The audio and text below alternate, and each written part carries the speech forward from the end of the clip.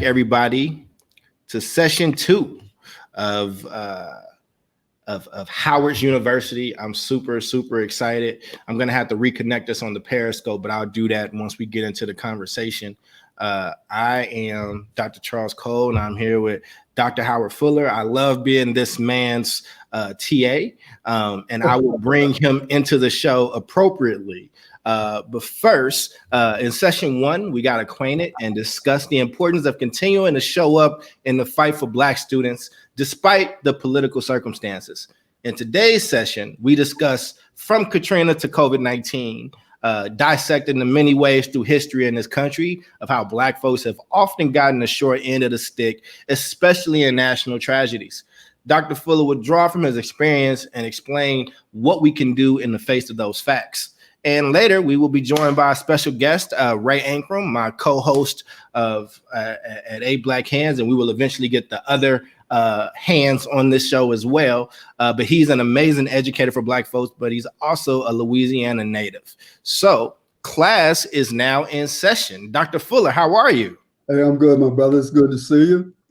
Glad we're having class. Glad we made it on time to class. Everybody else who made it on time. It's all good, right? Hey, man. Yeah, man. So Dr. Fuller, let's just kind of jump in, right? Like, COVID is the thing that's on everybody's mind, and for good reason.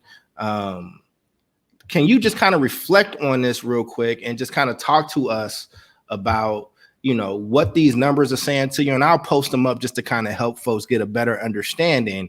But how are you taking in what's happening in America right now during this time of COVID? Yeah, you know, like for me, the worry that I have, you know, for our people is just we're not taking care of ourselves, given the realities of our existence. And I'm just hoping that, you know, more of us are going to take this seriously, that we understand that this virus is killing us at like this phenomenal rate, you know, as against our numbers in the population. And whatever it is that these people are talking about, opening up, this, that, we got to be careful, man, as a people. And we have to understand that clearly because of a lot of conditions in our community, previous health conditions, et cetera, that this virus is killing us at numbers that are just unacceptable and astounding. So I'm hoping that those of us who understand this, that we can keep trying to get our people to take this seriously, because, you know, without your health, you really don't have anything else. And so that's my main concern. Well, and I want you to just keep talking to us about, like for some people, when they saw the numbers, we went in a few different ways, right? At first, a lot of Black folks thought we couldn't get it. And then we saw that we're actually the most disproportionately impacted. So just kind of go off on that a little bit. Like, what happened were you surprised when you learned that bit of information? And I'm going to work on getting us reconnected on Twitter while you.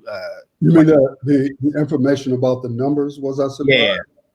No, because whenever there is anything like this, and in my lifetime, there's nothing been exactly like this. But if you look at, well, you go back to Katrina, or you look at other situations where the people who have the least, the people who are suffering the most, these kind of things impact them the most. And so obviously, I wasn't surprised by that.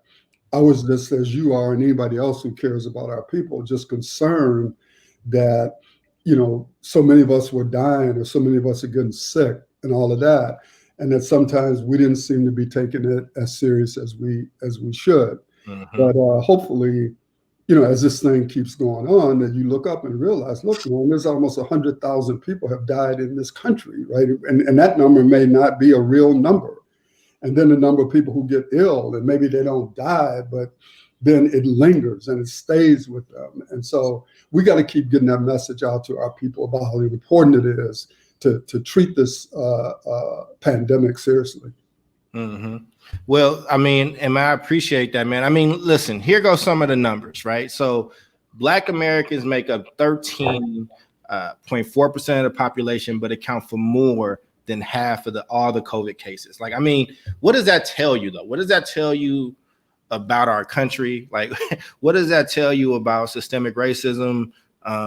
And is this the first time we know the answer it is, but is this the first time we've seen something like this? Well, it's the first time that I've ever seen anything exactly like this, but we've seen over and over again a disproportionate impact of situations of tragedy, pandemics, or whatever.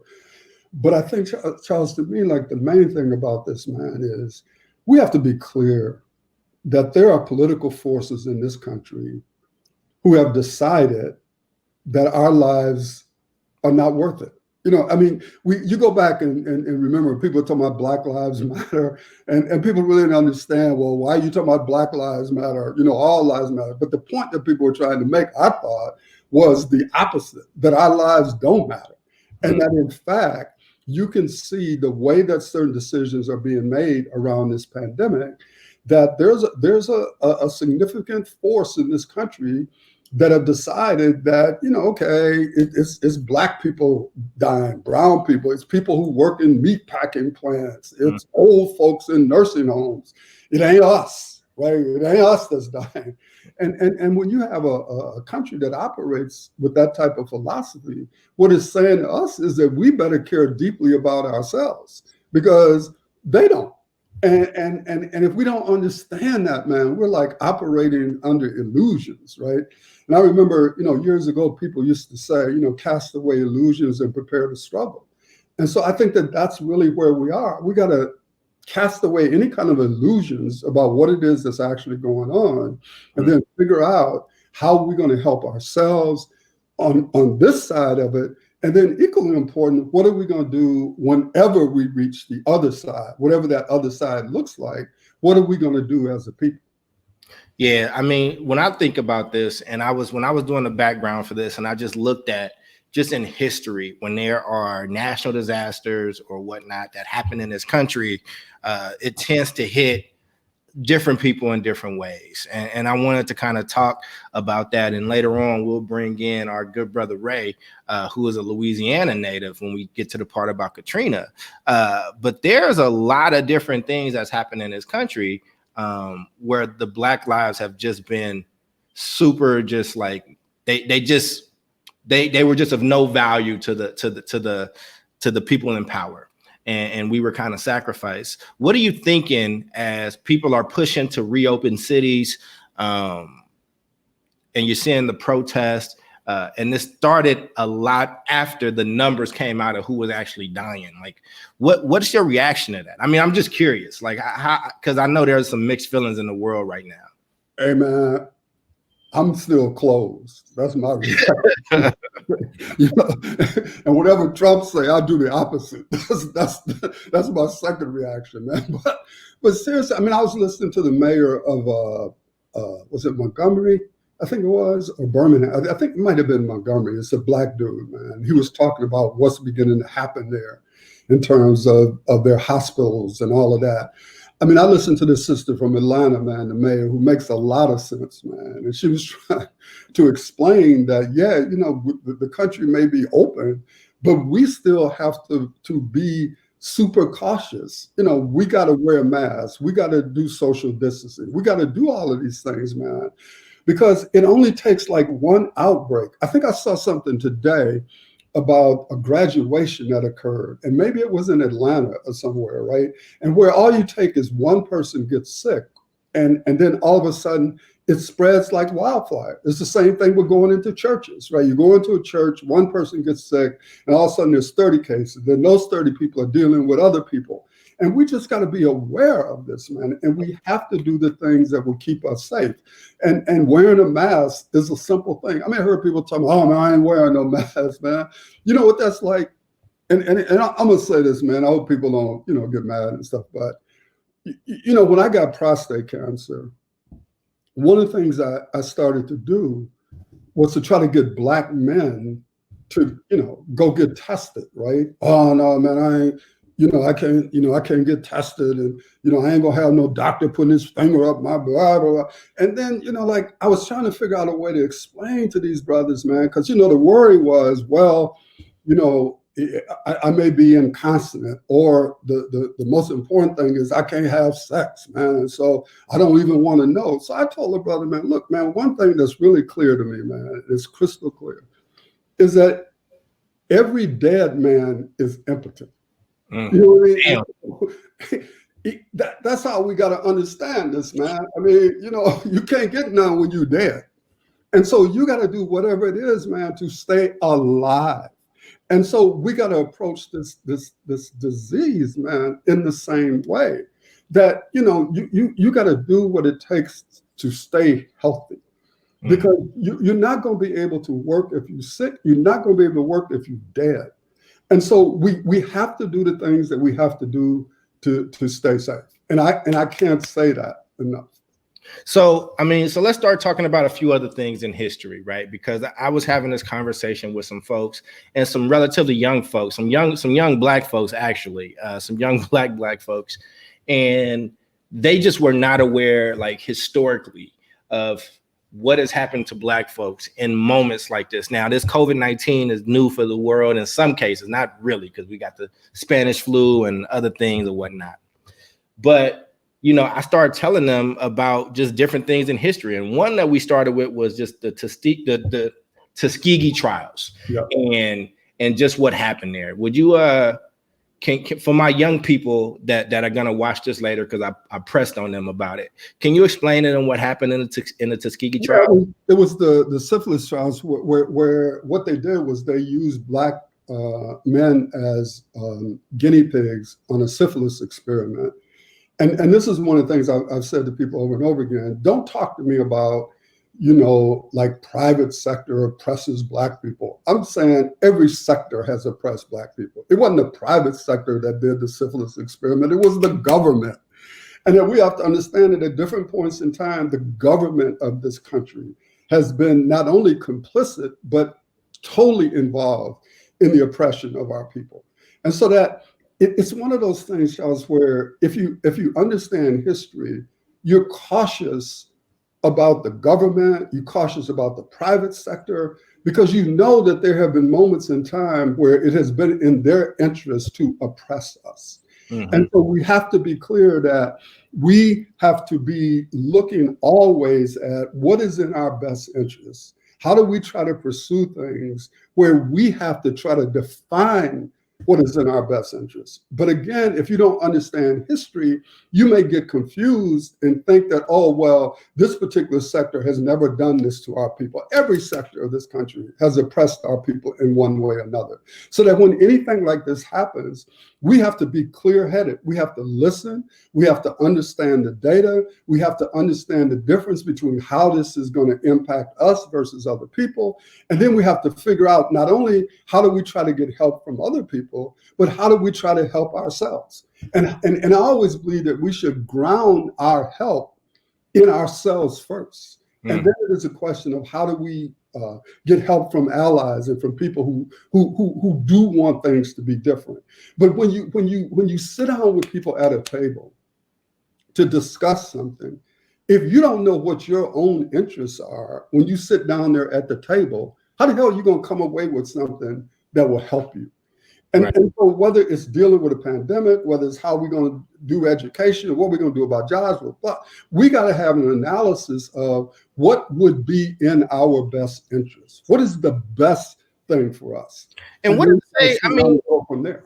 And I didn't mean to interrupt you, but what does it mean though, Doc, that I wasn't taught about this in school, right? What does it mean that we don't have these kind of discussions in general American curriculum around what this country has done to Black folks? I mean, they barely want to talk about slavery. So, when you talk about Tuskegee and the government's role in things like this, why do you think that is? I learned about internment camps. I learned about a lot of other cultures and how they were oppressed. I did not learn about Tuskegee, the syphilis trials when I was in school. Why is that? Because, so we have to go back.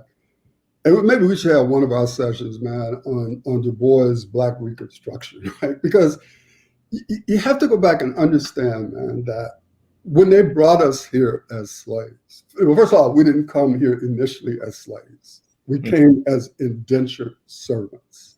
And at a certain point in time, the decision was made that the best way to exploit our labor was to turn us into slaves. But once that happened, there was always the question of what are we going to do about the Negro problem? How are we going to address the Negro problem? And there were sort of four trains of thought about the Negro problem. One was that if we stop the slave trade, they will die off and we won't have to deal with the Negro problem. The second one was that if after the Civil War is fought, they're around, what we need to do is deport them. Everybody needs to know that Lincoln never felt like Black people could live with white people in this country. And so Lincoln was very involved in the colonization effort, right? To send Black people back to Liberia, to Africa. Try to understand, for example, why Liberia and the history of Liberia and so forth, right? The third thought was that, and this was the Confederacy, was that we need to expand the slave trade, right, to the other areas of the country, and because we need to continue to exploit that labor. So what I'm trying to say is that there's always been tension about what to do with the Negro problem. There continues to be tension today on what to do about the Negro problem. What are we going to do about them? And what I'm trying to get us to understand is that the reason why we still exist today is because there were enough of them who decided that we were going to have to stand up and fight for ourselves, and that we understood how to work with allies who supported us, but we understood that we had to be a critical element in terms of trying to define the nature of our own liberation. So when you say, well, but why didn't they teach us this? Think about the opposite. Malcolm said the worst thing that they did was to teach us to hate ourselves. So it hasn't been a question of we haven't been taught our own history. The opposite has also occurred. And that is that we have been taught to hate ourselves. And if you hate yourself, you're not going to want to know more about yourself. You're not going to be clear on the value of self if you hate yourself. And so, but here's what it means, Charles, to me, the last point here. And that is that if we sit here and say, they're not teaching that, they're not teaching us, then what does that say? It says that we have to teach ourselves, that you have to continue to make a demand that we be taught. But in the meantime, we need to continue to do what used to be done back in the day, set up study groups. We need to find ways to educate our own kids, our own young people, whether it's setting up schools, like, there are schools around this country that have been set up in ways that start out with Black people as being at the center of the process of education. And so we have to set up institutions that teach our kids. We have to teach our kids outside of the institutions. We have to keep making demands on the institutions to teach us. That we have to, again, have multiple strategies for how it is that we're going to survive and develop as a people. I mean, I appreciate that because, on A Black Hands, we were having this discussion. And I think sometimes people think that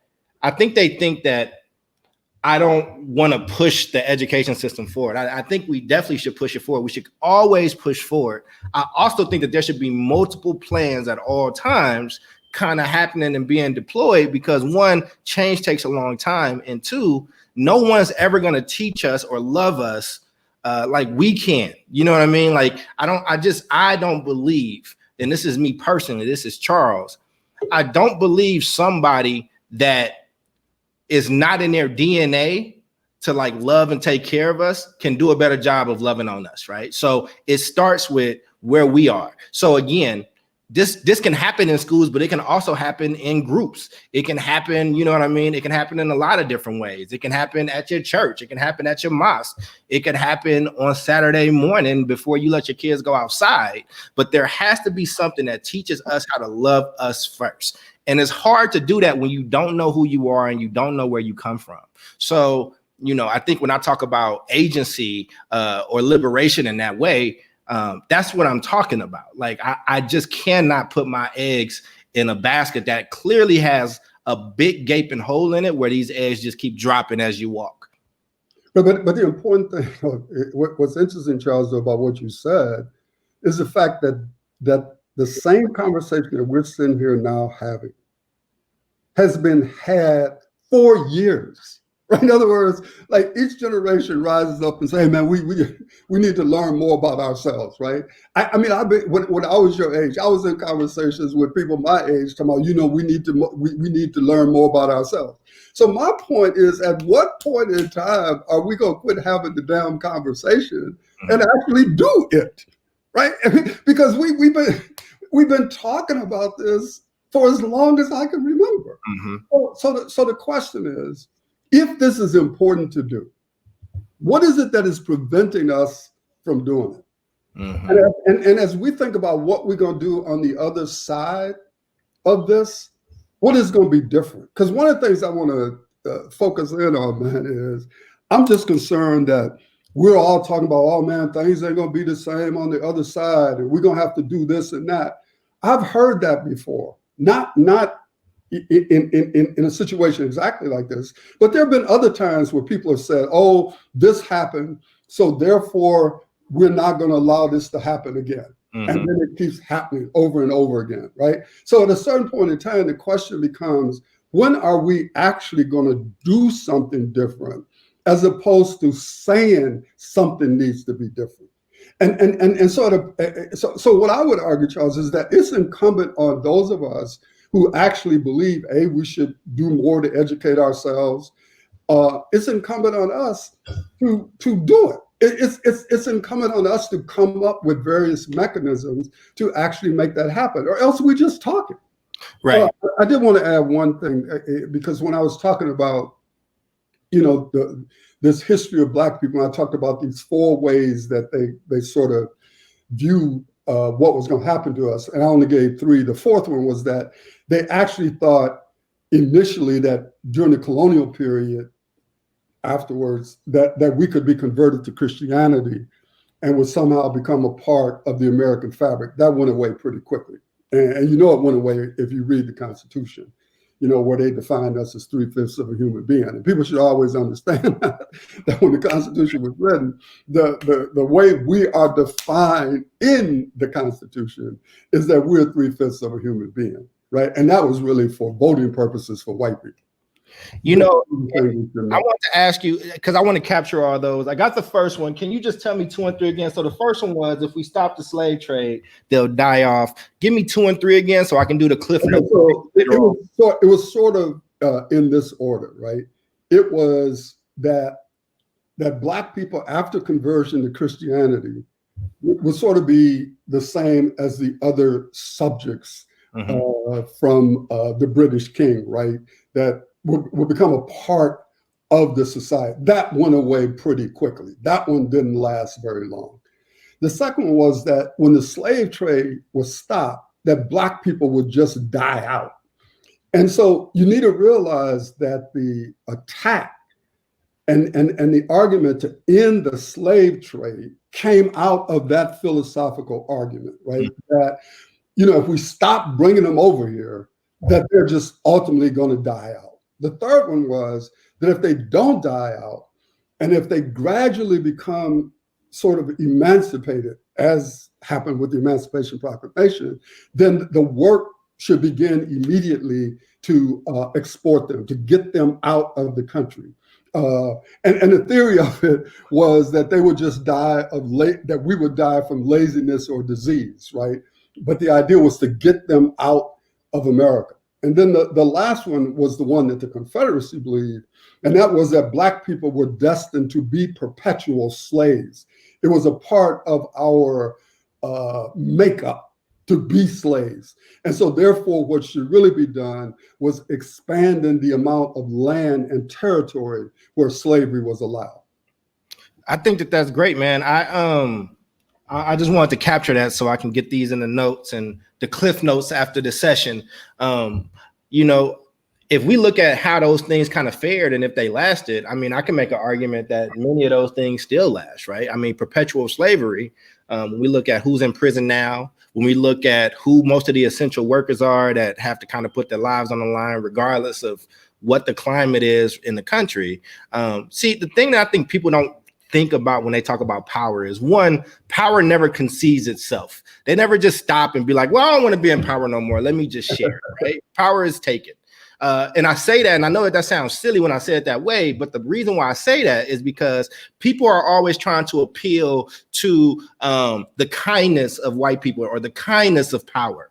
And they'll let you appeal to that, but that's not how power works. No one ever walks up to a monarchy and says, hey, man, could you just please just let down the, let down the drawbridge and just let us share this power? That's not how that works, right?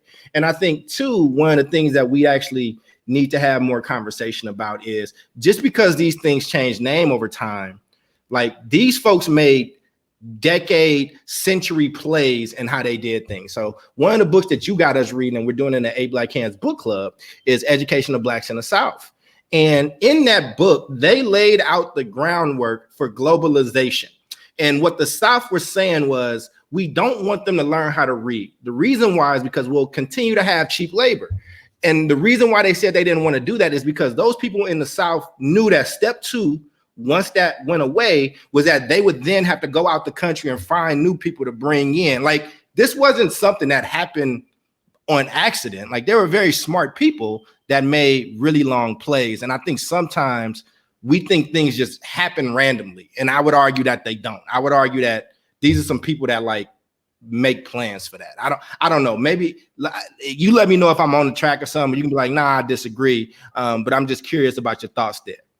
Yeah, but no, I agree with you. But what it also says is that we can make plans too.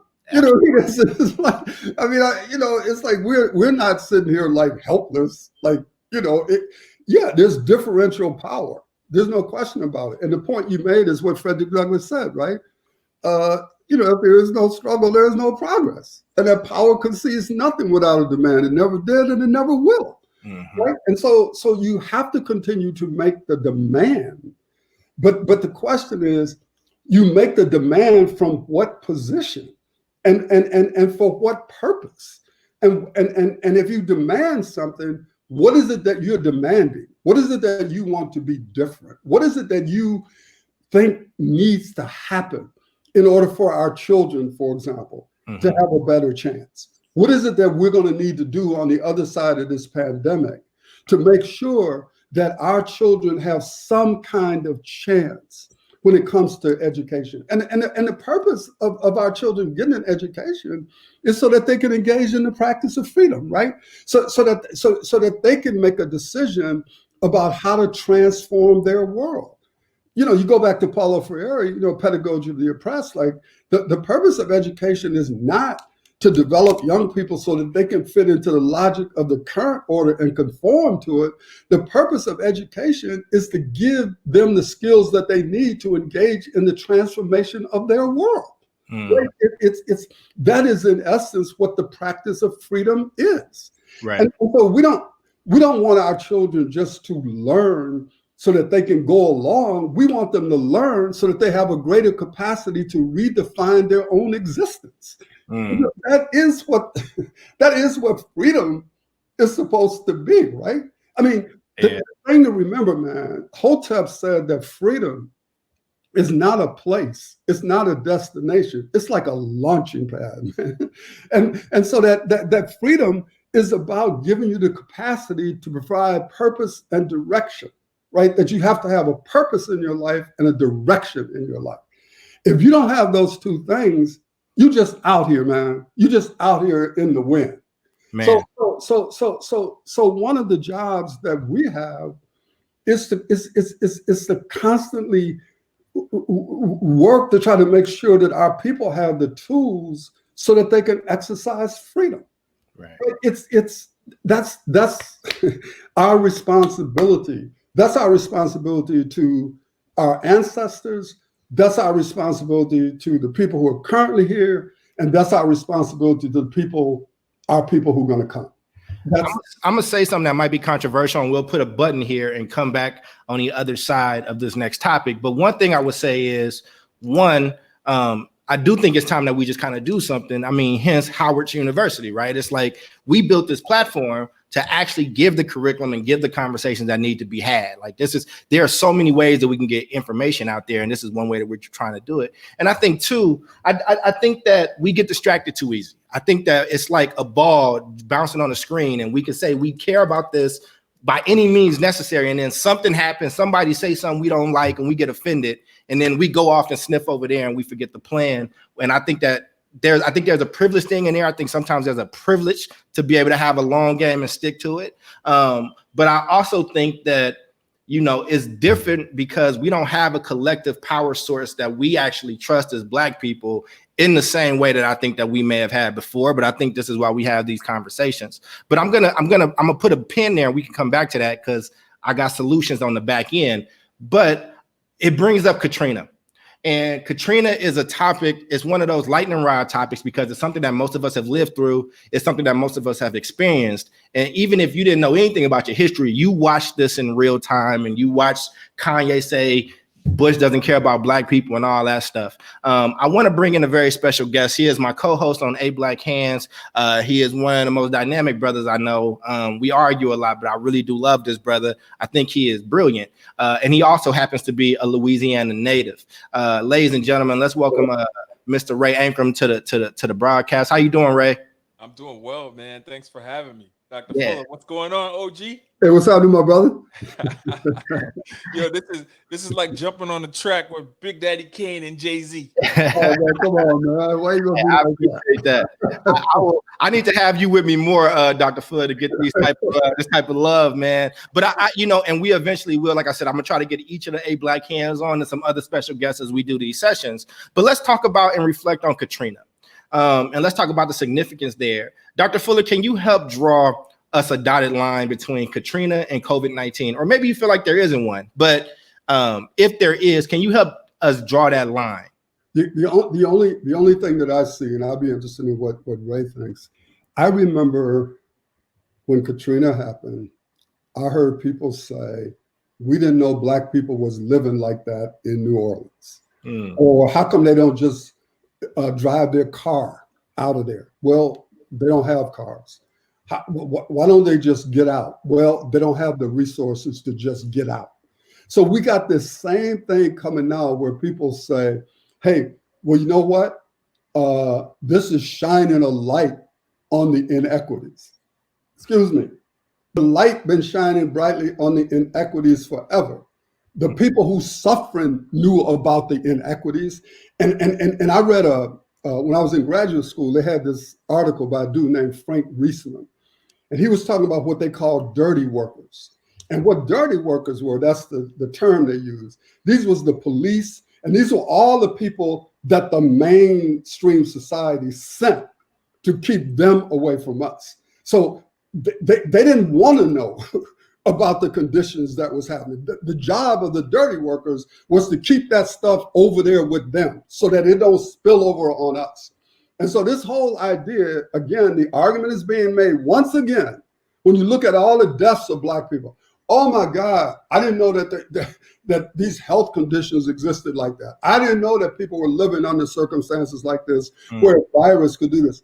It's the same lie, man, that gets told over and over again. What do you mean you didn't know? First of all, you helped create it.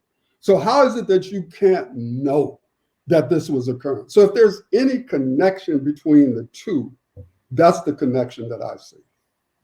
And Ray, as a native of Louisiana, just reflect on Katrina, what that said to you, and either what you learned or what it reiterated for you. Bro, so Katrina, for me, that was a tough time.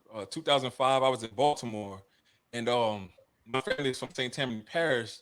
So, I mean, after it occurred, I had like 20 people, dogs and cats in my house because, that's just what we do. You look out for family. But a lot of the things that happened with Katrina leading up are the reasons why Katrina happened. It's like we didn't really invest in the infrastructure of the levees. The levees were shit. If you go to the Army engineers, they'll tell you that up until when the eye of the storm came, the levee water was at 80% capacity. And so, after that, I mean, of course it's going to flood. And then, looking at a big picture, America does a really good job with hiding its inequities. And so with Katrina, one of the big things that happened was that the spotlight was shined on everything that was going on in New Orleans, from the way people were living, from the crime, from the schools or whatever. So, some people look at the reform movement in New Orleans and they say, hey, this was our time to come in and like make the system better. I mean, it was important for me because it put a spotlight on the fact that things were messed up. Yeah, I mean, I guess what for me, when I think about it and I watched it happen, I did see a lot of folks. I think I was in college at the time, and I felt like more folks kind of knew about those inequities, right? And it was interesting, one, watching white people and non-Black people have a reaction to what Dr. Fuller said, of saying how Black people were living. But two, I was really surprised by Black people's reaction to how Black people were living in certain places. Again, I grew up in California, and I think that sometimes there can be a disconnect when there is no connection to your history, that makes you say silly things like that. Well, why don't they just drive away, right? Like, we know now that in Katrina, and I put it in the background for you all, the vast majority of those deaths were from 70 and 75 and up. It was our elders. And I think that's the dotted line between COVID and Katrina, is that we talk about trying to protect our Black men, our Black women, talking about our kids. We don't give a damn about our Black elderly folks. No, we don't. We don't. Howard, I love you. I love you, man. I'm trying to preserve your legacy here, because America's not going to. You are disposable. And go ahead. So I agree with you mostly. Mm-hmm. But what I will say is that I don't think that I don't necessarily know if that falls into the realms of Black America. Like, I feel like as Black Americans, we highlight our ancestors and we highlight the elderly more than other races, in my opinion. So, for example, like, we are on air with a living legend right now, and like, my spirit is lifted because of that, and I feel like, how you highlight your grandmother and like how I highlight my grandmother. Like, I feel like there's a level of care there that I don't know. You're breaking up a little bit, but I think we got it, that there's a level of care there. I mean, I try to have a level of care. I do think that we just disregard the lessons that our ancestors have for us, because one, this generation tends to be per capita more educated than folks from before. And I think that sometimes we disregard people. I think that we pay lip service, but I don't think we do real honoring of it. I mean, Chris brings this up a lot, where I think one of the most disrespectful shirts or hoodies I've ever seen is when they say, "I'm not my grandparents, you'll catch these hands," as if our ancestors were docile, as if they didn't fight back. And what I would argue in this final segment, and Ray, can you stay with us? I mean, I know I only had you on for a bit of segment, but I think you can add to this conversation, because we have a segment that's coming up where I'm going to compare the Montgomery bus boycott and that culture to actually having a long range plan that we could act out to fruition, versus Twitter's cancel culture, which I think we cancel somebody new every single day. And I think that there's a good reason that our elderly don't rock with those things, because it's too wishy-washy and it's based too much off emotion as opposed to plan. Dr. Fuller, I just wanted to bring you back in because I want your thoughts. There's a few other things we didn't touch on. We didn't touch on Tulsa and the massacre. But I do want to veer into the Montgomery bus boycotts, because I think that gets us into solutions and the mindset we need to have to to fix things, right, moving forward. So can you reflect on the Montgomery bus boycotts and what you learned from it and what you want this generation to actually take from it? Well, one of the things I want this generation to take from it is that Claudette Colvin was arrested before Rosa Parks. Mm-hmm. And we have to understand, like, what happened to Claudette Colvin. And actually, there was another young woman from her school that also got arrested. But there was a dude who was arrested in the 40s and killed because he asked for his dime back, because they told him he had to go around to the back of the bus and get in. So one of the things about the Montgomery bus boycott that I think is really important is that Rosa Parks did not get up just because she was tired, right? She was tired. She was tired of being oppressed. And so we need to understand that there was a whole organizing element behind Rosa Parks and the Black women. I think it was over at Alabama State, that there was a women's group that Rosa Parks was a part of. And then, Reverend Nixon and all of those folks, so that once Rosa Parks got arrested, they had a whole mechanism that went into play immediately. And the interesting thing about Martin Luther King is the reason why they made King the leader was because he was a relatively new preacher in town, and he didn't have as many enemies as some of the other people did. And so when you think about the role of Martin Luther King and the role of Rosa Parks, the thing we have to go back and get from the Montgomery bus boycott is that it isn't just the great, quote, great leaders that make history. It's the masses of people that make history. Because no matter what Rosa Parks did or Martin Luther King said, if the masses of people had not said, we ain't riding those buses, there couldn't be no Montgomery bus boycott, right? So that as we honor people like Martin Luther King, we need to honor all of those people who nobody knows, who refused to ride the bus, who lost their jobs because they supported the Montgomery bus boycott. And so we have to always give praise and honor to those people who are not the ones that we talk about in history, but who in fact are at the center of making history. And the same thing needs to happen today, man, is that we need to understand the sacrifices that are being made today by people we're never going to know, who've lost their lives because of the way that this thing has happened. And because people did not view their lives as being important. And so it's why every time we move 10,000, I tweet something. Because you can't sit here, man, and have like 90,000, almost now 100,000 people die, man, and we just go on as if, oh, yeah. No, hell no. We got to keep talking about that. This is unacceptable. That 100,000 people have died, man. And a lot of these people did not have to die. But there was a political decision made that caused their death by people like Trump. He's responsible for the deaths of a lot of our people, man. And so what I'm saying is, if you go back to the Montgomery bus boycott, we have to understand the price that the masses of our people paid to advance our people. It wasn't just Martin Luther King. And then if you leave the Montgomery bus boycott for a moment and you go to Birmingham, just understand, man, there would not have been a letter from the Birmingham jail if all of those high school and elementary school kids had not filled up those jails. And so again, as we think about these struggles throughout history, let's go back and make sure we give credit to the people who made the greatest sacrifices in order for that to happen. And it leads me to one more thing, man. Here's what I worry about, man.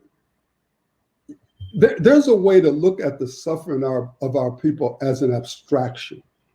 And so this article that Shannon and I wrote a couple of weeks ago, just trying to emphasize the feeling the pain of our people, man. That we got to actually feel the pain of our people, the suffering of our people, man. And that we know that suffering that is going on today ain't gonna be no quick bounce back from this, man. There ain't gonna be no all of a sudden the economy gonna be reopened. Thousands and thousands of our people, man, will never have the job that they had before this happened. The suffering that is going on right now, man, in our communities, we need to talk about, we need to emphasize that suffering, because there's a way for us just to intellectualize pain. And what I'm arguing for, you can't intellectualize pain, man. Pain is like pain. And we ought to be feeling it. And it ought to be driving, Charles and Ray, some of the decisions that we make, man. And it ain't about just building our damn brands. It's about changing the conditions of the masses of our people who are suffering. And so whenever I look at these moments in history, I always try to look at the suffering of our people and also the sacrifices of our people to try to make a difference. I mean, and I think that was actually really, really good. Ray, since you're still with us, do you have any reflection off what the good doctor just said? I feel like it's time to say, it's time to praise, it's time to give praise the Lord, because he is preaching here. But Ray, what's your reaction to Fuller just said a lot. So give me your thoughts.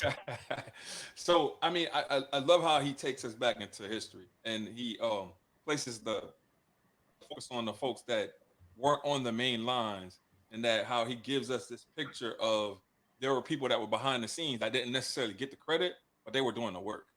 And so as we move that to current day, I just don't feel like Black folks have enough discipline to do a Montgomery bus boycott or to do something of the likes and whatnot. People are too damn selfish in terms of how it affects them, how it affects their brand, and how it affects their bottom line. And they're not willing to make sacrifices for other people. And that's why I got a problem with a lot of folks, man. It's like we, Black Hands, we put in the work. We come on the show, we make sacrifices. We may not always agree with regards to, our approach to things or whatever, but we're all making a sacrifice for people that don't have the voices to be able to speak up for themselves, or don't have the platforms to be able to speak up for themselves. And I feel like that's what we need to be doing with our platforms. And if you're not doing that, then you shouldn't have a platform. I think, so thank you for that, Ray. I think there's a few things, and I want to lay some facts out there, because I think a lot of people don't know the facts of what happened at the Montgomery bus boycotts and why it was important. As Dr. Fuller alluded to, first off, it was Claudette Colvin first. And I think it's also important to understand why Claudette Colvin was not the face of that and why they went with Rosa Parks. One, she was young. She was an unwed mother. No, Charles. I mean, we can go ahead. No. She was not pregnant at the time. See, that's okay. All right. That's another misnomer about Claudette Colvin, right? That she, and this is important because people push that out there, right? And this is why I've had our kids study her autobiography, because she got pregnant afterwards, and the problem was the dude was married. And so then what happened was, back during that time, they sent girls away, right? She, was sent away to have her baby.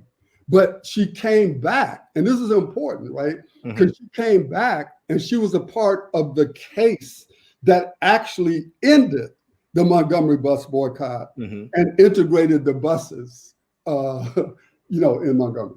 Yeah, and so I appreciate that, and thank you so much for clearing up that piece. But I do remember, I remember studying that there was some controversy in her becoming pregnant and being young and unwed, and I did not know that the guy was married. To Ray's point, it wasn't as many. So basically, there was a level of discipline that went into it, because 70%, as you can see in the scroll, 70% of the bus line's patrons were Black, and 90% of those people actually they actually held to the boycott, which is really, really important. They caused a mighty, mighty economic blow that made folks, because you start hitting people in the pockets and you do it consistently, it changes things. And I think the other part that was really interesting is, I'll put it in the scroll as well, it was 200 people that would volunteer their cars. They volunteer. It was only 200 folks, but they would volunteer their cars, and they would build up over 100 of these stops all across the city to try to help people. The reason why that's important is because that takes a level of discipline, that takes a level of fortitude, and that takes a level of being able to hold on to the ultimate goal for a prolonged period of time to actually get where they needed to get to. And so I read case studies of people who had to walk. Their feet were bloody. Some of them lost their jobs because they just couldn't get there, but they stuck in it. And I just say that because, and I think what Ray is getting to, Dr. Fuller, and I don't know, I want to bring you now a little bit into our time and our culture, right? Like, if you are on Twitter, somebody got canceled this morning. Somebody said something we didn't like. somebody did something we didn't approve of, and then we say they canceled, and then something else happens, and then it's another case. Or Sean King, or whether he's black or white or whatever the case is, he leads a different movement almost every week and collects money from it.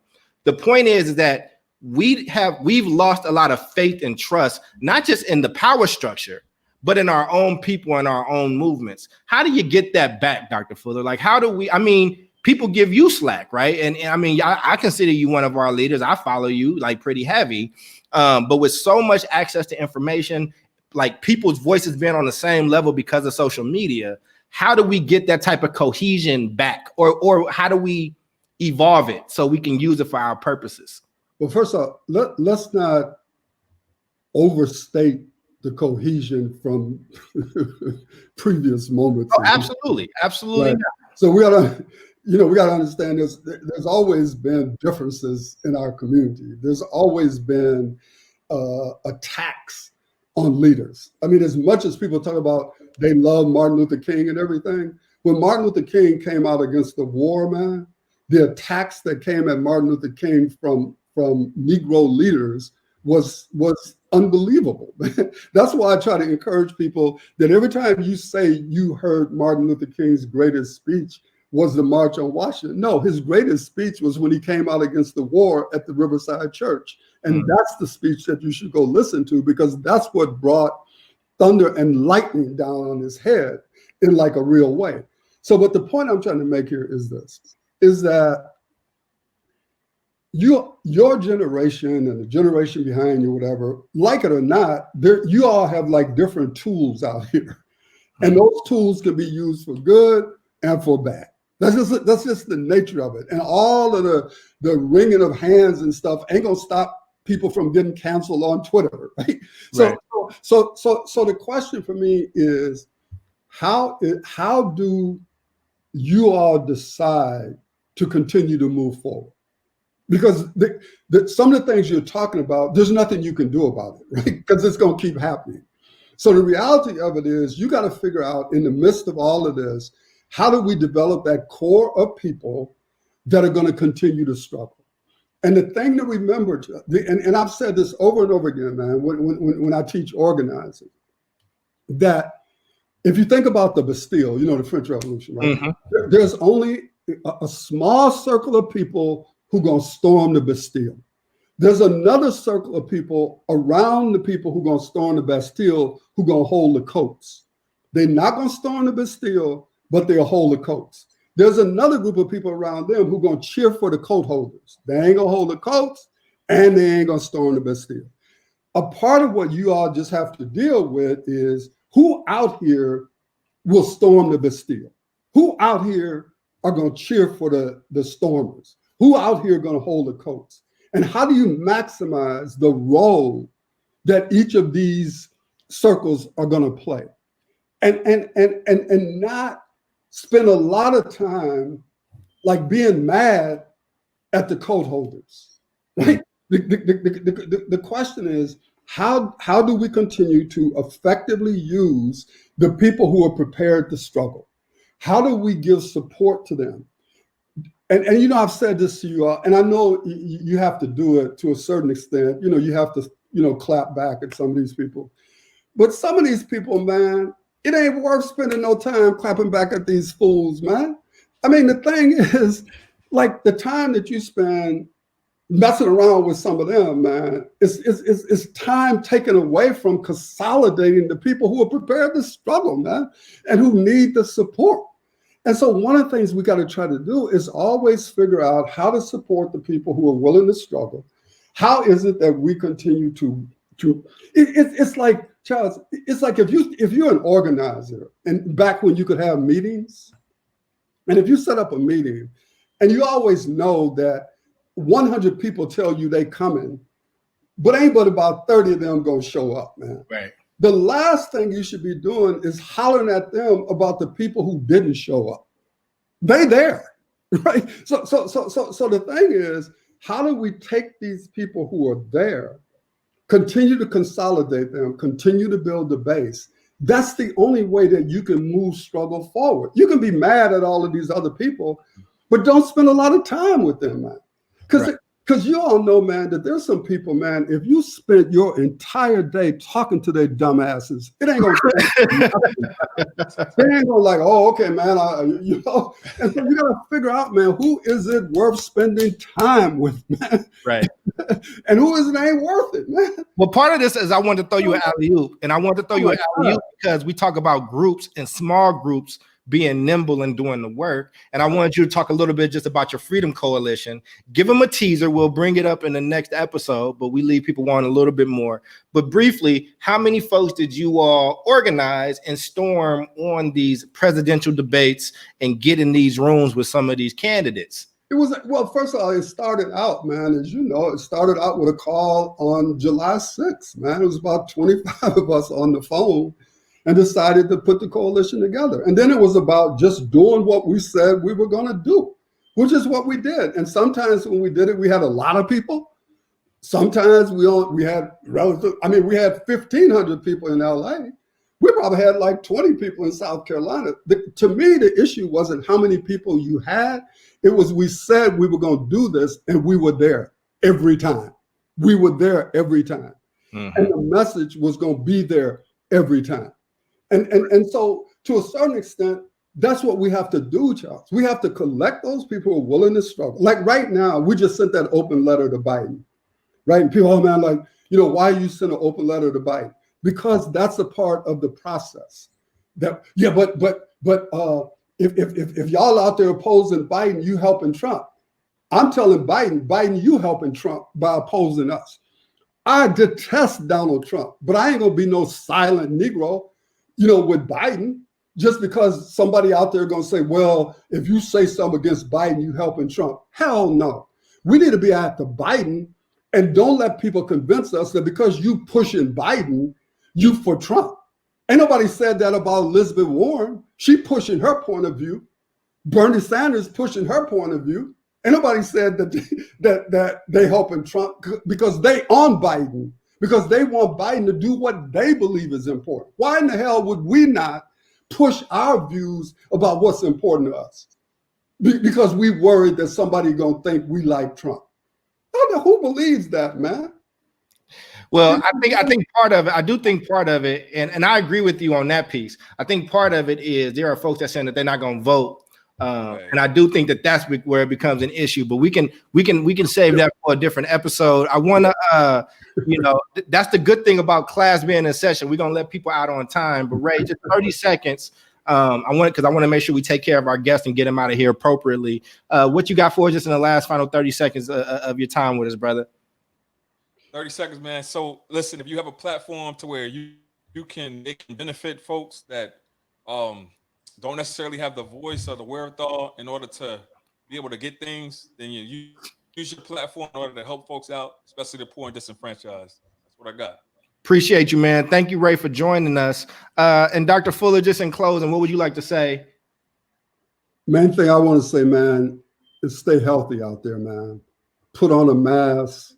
Practice social distancing, take care of yourselves and your families, man, because these fools ain't gonna take care of you, man. So we got to make sure that we take care of ourselves and be safe out there, man. That's awesome, man. And what I will say is I want to just thank people for joining us today. Dr. Fuller, thank you for your wisdom. Ray, thank you for taking your time. There were a bunch of takeaways. I tried to capture them, but I will work to get the cliff notes out to people. And I just really, really want people to reflect on what we're seeing in COVID-19. While it may be magnanimous and a huge issue, there are some things that's deeply rooted in there that we have seen before. And the only way to know what's coming is to know what came before and to kind of respect it and learn from it, because we have that privilege and we got to take that privilege. Just in closing, what I'll try to do to make sure we've just been trying to get the production down, but I'm gonna work on the marketing so we can get more eyes on this appropriately. I'll try to set up an Eventbrite early that's easier to share. But today you travel with us through history, one that shows the history of mistreatment, but also one of resilience, and constantly moving forward. Dr. Fuller gave us a bunch of things to reflect on. He gave us Hotep, telling us that freedom isn't a destination, but it's a launching pad. He told us that we have to feel our people's pain, not just intellectualize it, among other things. And then he broke down what the goals of Black Reconstruction were, which will be an episode later where we can actually let that breathe. Join us next time for another session of Howard University. For Dr. Fuller and Ray Ankrum, I am Charles Cole, and we will see you next time. Peace. Peace out, man.